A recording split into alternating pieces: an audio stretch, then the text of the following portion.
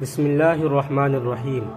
شب قدر کی فضیلت۔ رمضان المبارک کی راتوں میں سے ایک رات شب قدر کہلاتی ہے، جو بہت ہی برکت اور خیر کی رات ہے۔ کلام پاک میں اس کو 1000 مہینوں سے افضل بتلایا گیا ہے۔ 1000 مہینے میں 83 برس 4 ماہ ہوتے ہیں۔ خوش نصیب ہے وہ شخص جس کو اس رات کی عبادت نصیب ہو جائے۔ جو شخص اس ایک رات کو عبادت میں گزار دے، اس نے گویا 83 برس 4 ماہ عبادت میں گزار دیا، اور اس زیادتی کا حال بھی معلوم نہیں کہ 1000 مہینے سے کتنے ماہ زیادہ افضل ہے۔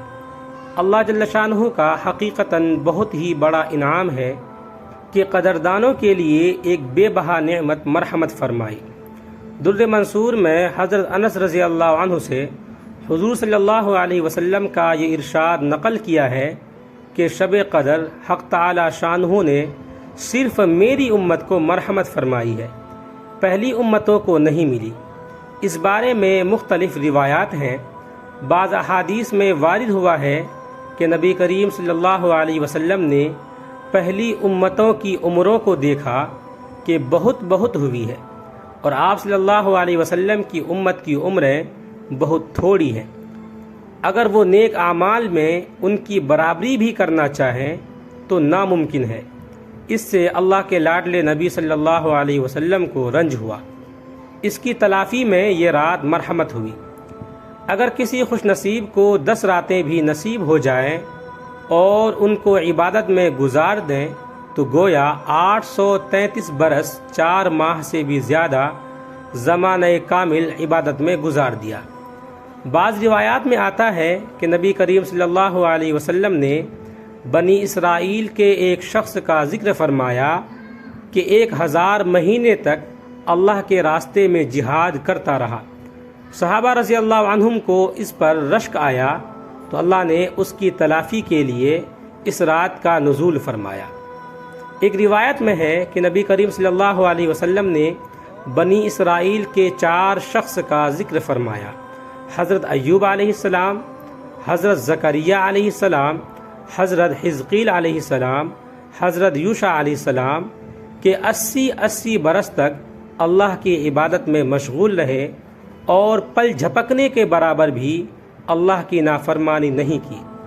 اس پر صحابہ کرام رضی اللہ عنہم کو حیرت ہوئی تو حضرت جبرائیل علیہ السلام حاضر خدمت ہوئے اور سورۃ القدر سنائی: انا انزلناہ فی لیلۃ القدر۔ ہم نے قرآن پاک کو شب قدر میں اتارا ہے، یعنی قرآن پاک لوح محفوظ سے آسمان دنیا پر اسی رات اترا ہے۔ یہی ایک بات اس رات کی فضیلت کے لیے کافی تھی کہ قرآن جیسی عظمت والی چیز اس رات میں نازل ہوئی، چہ جائے کہ اس میں اور بھی بہت سارے برکات و فضائل شامل ہو گئے ہوں۔ آگے زیادتیہ شوق کے لیے فرماتے ہیں: وما ادراک ما لیلۃ القدر۔ آپ کو کچھ معلوم بھی ہے کہ شب قدر کیسی بڑی چیز ہے، یعنی اس رات کی بڑائی اور فضیلت کا آپ کو علم بھی ہے۔ حضرت ابو ہریرہ رضی اللہ عنہ حضور صلی اللہ علیہ وسلم کا ارشاد نقل فرماتے ہیں کہ جو شخص لیلۃ القدر میں ایمان کے ساتھ اور ثواب کی نیت سے عبادت کے لیے کھڑا ہو، اس کے پچھلے تمام گناہ معاف کر دیے جاتے ہیں۔ حضرت انس رضی اللہ عنہ کہتے ہیں کہ ایک مرتبہ رمضان المبارک کا مہینہ آیا تو حضور صلی اللہ علیہ وسلم نے ارشاد فرمایا کہ تمہارے اوپر ایک مہینہ آیا ہے جس میں ایک رات ہے جو 1000 مہینوں سے افضل ہے۔ جو شخص اس رات سے محروم رہ گیا گویا وہ ساری ہی خیر سے محروم رہ گیا، اور اس کی بھلائی سے محروم نہیں رہتا مگر وہ شخص جو حقیقتاً محروم ہی ہو۔ فائدہ: حقیقتاً اس کی محرومی میں کیا تأمل ہے جو اس قدر بڑی نعمت کو ہاتھ سے کھو دے۔ ریلوے ملازم چند کوڑیوں کی خاطر رات بھر جاگتے ہیں۔ اگر 80 برس کی عبادت کی خاطر کوئی شخص 1 مہینہ تک رات میں جاگ لے تو کیا دقت ہے؟ اصل یہ ہے کہ دل میں تڑپ ہی نہیں ہے۔ اگر ذرا سا چسکا پڑ جائے تو پھر ایک رات کیا سینکڑوں راتیں جاگی جا سکتی ہیں۔ الفت میں برابر ہے وفا ہو کہ جفا ہو، الفت میں برابر ہے وفا ہو کہ جفا ہو، ہر چیز میں لذت ہے اگر دل میں مزہ ہو۔ حضرت انس رضی اللہ عنہ سے مروی ہے کہ نبی کریم صلی اللہ علیہ وسلم نے ارشاد فرمایا کہ شب قدر میں حضرت جبرائیل علیہ السلام ملائکہ کی ایک جماعت کے ساتھ آتے ہیں اور اس شخص کے لیے جو کھڑے یا بیٹھے اللہ کا ذکر کر رہا ہے یا عبادت میں مشغول ہے دعائے رحمت کرتے ہیں۔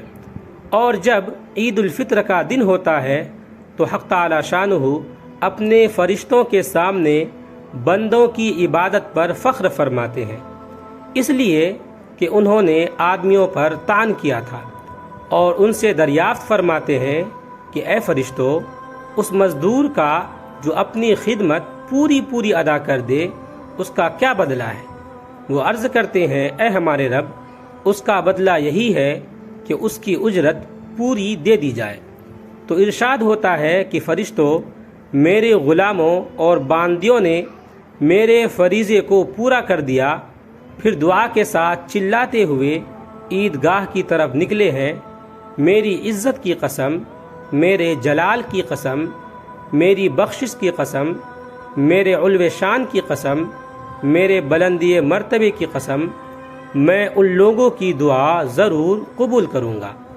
پھر ان لوگوں کو خطاب فرما کر ارشاد ہوتا ہے کہ جاؤ، تمہارے گناہ معاف کر دیے ہیں اور تمہاری برائیوں کو نیکیوں سے بدل دیا ہے۔ پس یہ لوگ عیدگاہ سے ایسے حال میں لوٹتے ہیں کہ اس کے گناہ معاف ہو چکے ہوتے ہیں۔ دوستو، اللہ تعالیٰ کی رحمت بخشش کے بہانے تلاش کر رہی ہیں، اور ہم خوش قسمت ہیں کہ ہمیں یہ موقع ملا ہے۔ اس لیے جتنی زیادہ ہو سکے اس سے فائدہ اٹھائیں، اور اس رمضان میں اپنے آپ کی اور ان تمام لوگوں کی جو ہمارے آباء و اجداد میں سے اس دنیا سے جا چکے ہیں، اور تمام امت مسلمہ کی بخشش کے لیے اللہ تعالیٰ سے دعا کریں۔ دعا ہے کہ اللہ تعالیٰ ہمیں بھی اور تمام امت مسلمہ کو اس رات کی قدر کرنے اور زیادہ سے زیادہ عبادت کرنے کے لیے قبول فرمائے، آمین۔ ویڈیو اچھا لگے تو لائک کریں، کمنٹ کریں، شیئر کریں، اور اس طرح کے مزید ویڈیوز کے لیے چینل کو سبسکرائب ضرور کریں۔ آپ تمام ساتھیوں کا بہت بہت شکریہ ہوگا۔